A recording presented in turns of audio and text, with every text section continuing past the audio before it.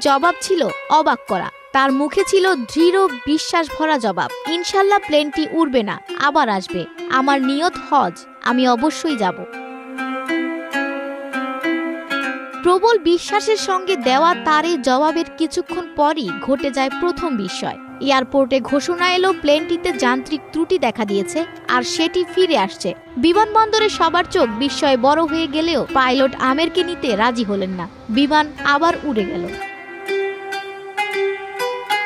কিন্তু গল্প এখানেই শেষ নয়। মাঝ আকাশে সেই বিমান ফের বিপাকে পড়ে। এবার মৌসুমী ঝড়ো আবহাওয়ার কারণে আবার ফিরে আসে বিমানটি। এবার পাইলট নিজেই বললেন, আল্লাহর কসম, আমি আর উড়ব না যতক্ষণ না আমের প্লেনে ওঠেন। শেষ পর্যন্ত শুধু আমেরের জন্য খুলে দেওয়া হলো বিমানের দরজা। তিনি উঠে পড়েন সেই বিমানে, যেটা দুবার ফিরে এসেছে শুধু তার জন্য। সৌদি পৌঁছে তিনি বলেন,